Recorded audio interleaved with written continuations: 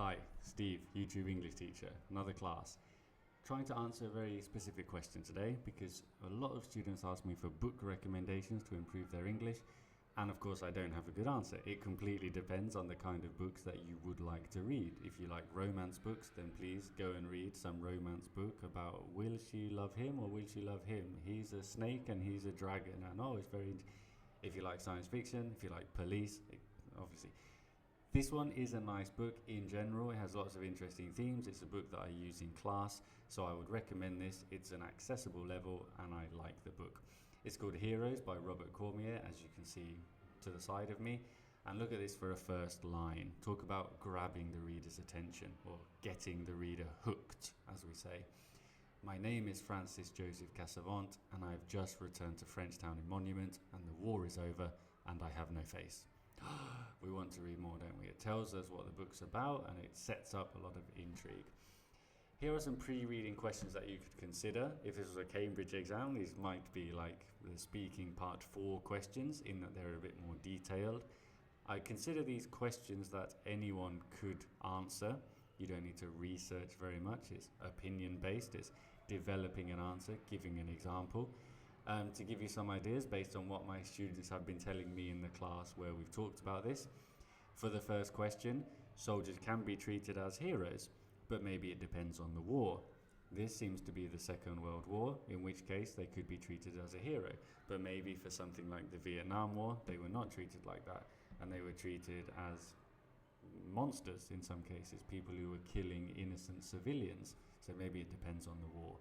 For the second question, qualities that define a hero, a lot of students say bravery, kindness, not being scared. Maybe the idea of standing up for what you believe in makes a hero. But then maybe this changes in times of war, because in a war, you don't really stand up for what you believe in. You follow orders. Is a soldier a hero if they refuse to fire their gun because they don't want to kill the enemy? It gets more complicated. That's the point. That's one of the themes of the book and an interesting question to talk about. How could scars shape your identity? Well, the clear answer is that unfortunately physical appearance is very important for people. So if you have scars, you might be shy, you might lose confidence or self-esteem. You might find it difficult to form relationships with people, to make friends, to find someone to spend your life with. So unfortunately, even though it shouldn't matter, it still does.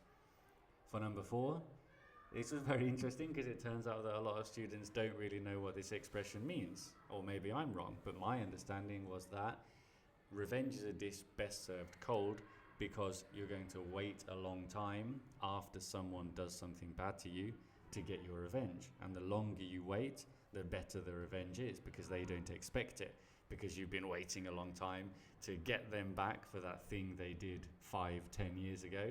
And then when you get them back, you say, haha, you don't remember that in that class 10 years ago you said a bad thing to me? Well, now this is my revenge. Of course, is it true? Because the other option is that the best revenge is living well, as we say in another nice English expression. The idea that the best revenge is just to forget the bad things that happen to you and focus on your own life and being happy. And then the people who do bad things to you, well, they will,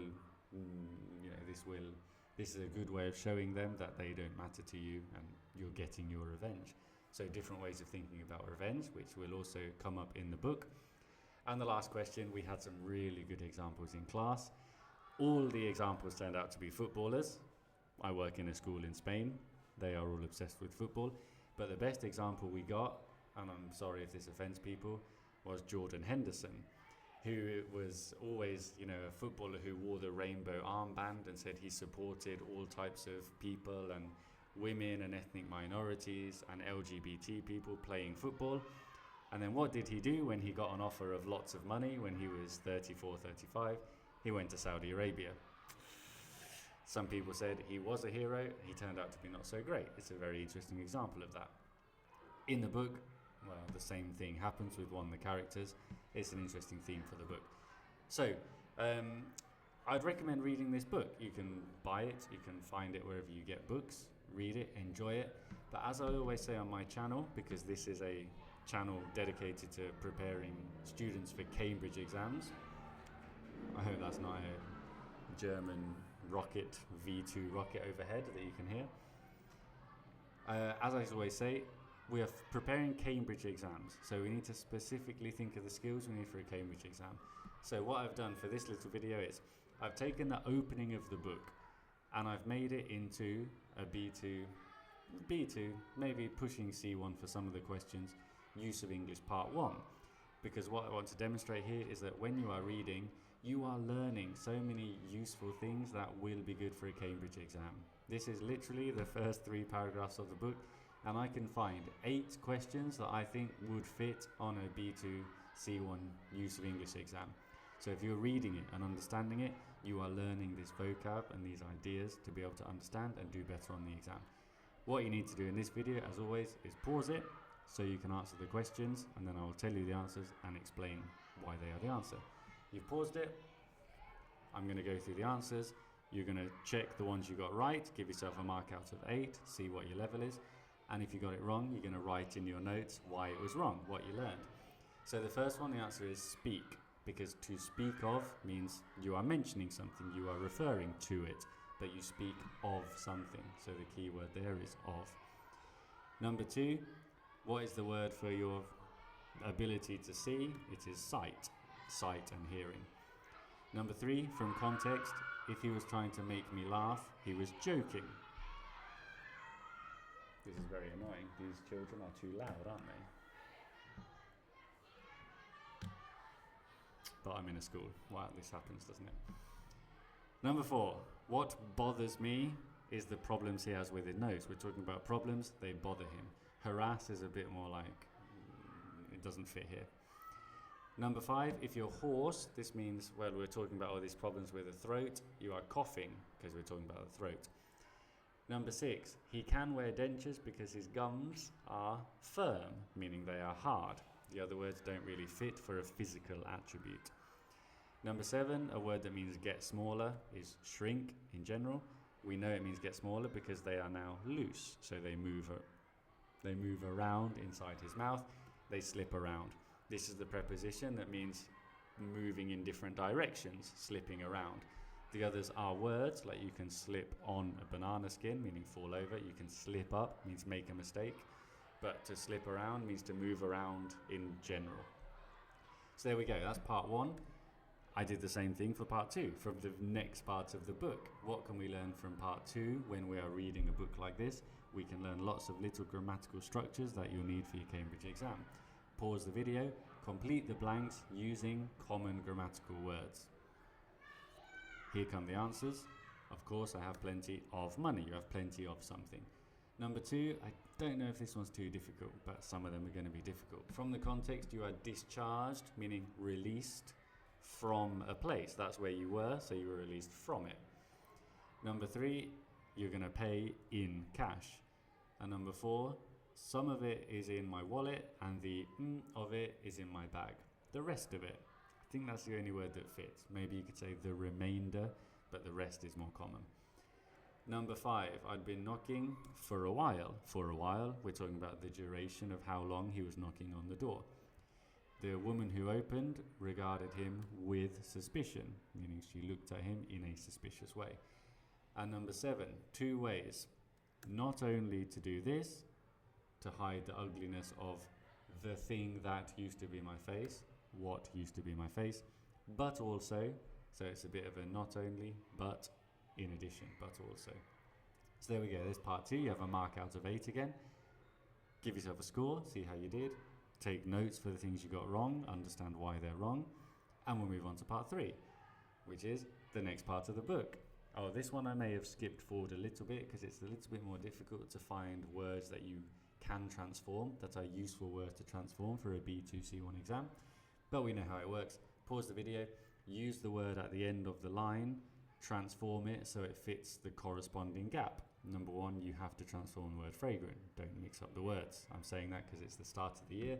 Maybe there's new people watching the video who don't know the format. Most of us do. Pause the video because the answers are coming now. Number 1, the fragrance. Fragrant is an adjective, fragrance is a noun. The odours of something. What's the noun of forgive?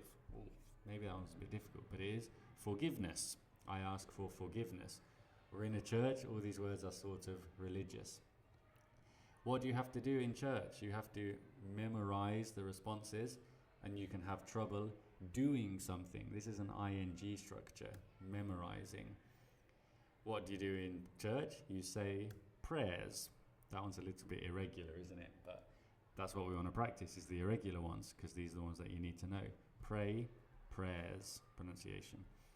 Number 5, this one's much more typical. This is always on the exam. You make adjustments. He wasn't really thanking Christ. We need an adverb. I don't think he was truly thanking Christ. Again, slightly irregular. True, truly. And the last 2, guilty becomes guilt. That's the noun. And ashamed becomes shame. That's also the noun. I've given you the adjectives. You have to make the noun. You can also have to go the other way sometimes. So remember, sometimes you have to do guilt to guilty or shame to ashamed. So you're learning the whole structure. Okay, finally, part 4. These ones, these take so much longer to make. These are like, this is the real gold of this video. Obviously, you can't really find these sentences in a book. These ones, you need an expert to make these sentences. Making these sentences took me longer than making part 1, part 2, and part 3 combined, because part 4 is much more complicated. So I've made 4 sentences related to heroes and the themes and the characters. Francis Joseph Cassavant. And you need to complete the sentence, the second sentence, so that it means the same as the first, using the word in bold, not changing the word, and using a maximum of 5 words or 6 words. 5 words for B2, 6 words for C1. You can use 5 words here for all of these. It is possible in 5 words. Number 4 is also possible in 6 words, but you can do it in 5. Pause the video, try and do it. You're going to get 2 marks for each, so this is going to be out of 8 again. Obviously on the real exam there's 6. Here there's only 4, because if you were listening, I just explained, it takes ages to write these questions, so I only did 4. And here are the answers. Be sure to check them carefully. First one, we've got a neither nor structure. So if they both found it difficult, then neither Francis nor Enrico had a good time. Neither of them had a good time. It's neither X nor Y. And if it's difficult, then you didn't have a good time. Neither of them had a good time. Makes sense. 1 mark for Francis nor Enrico, 1 mark for had. This second one, this present perfect structure that's super common on the exam, if he's never done it before, then this is the first time that he has. We must have he has. You can say that or you can ignore it. Again, it's fine with 5 or it can be 6. But the point here is that with first time, we're going to use present perfect. This is how we use this structure in English. For number 3, if you're not eager, then you're not looking forward. Of course, the common phrasal verb that you need to know for Cambridge exams. For some reason, it's one of those phrasal verbs that's always on the exam. I don't know if as an English person I always say, oh, I'm looking forward to going to this place at the weekend. Maybe I do, but it's always on the exam, so you need to know how to use it. Wasn't looking forward to, ing. I guarantee that a lot of people got that wrong because they see to and they think infinitive. But this to is a preposition. You're looking forward to doing something, to returning. So that's the trick. In the question, it's to return, because here it is an adjective, right? Eager is an adjective, so we use the infinitive. Here, looking forward to is a preposition, ing. And finally, a passive sentence. If people think it is, then it is considered to be. And we have to get the adverb because we're trying to get the sentence to mean exactly the same as the first. Then it is generally considered, and you can say to be, or you can just say a positive period. There we go. That's lots of activities about heroes, a book which I recommend, which I may do future videos on because I'm reading this with some of my classes, so I will make more activities related to it. Hope that was useful. Stay tuned, subscribe, etc. Goodbye.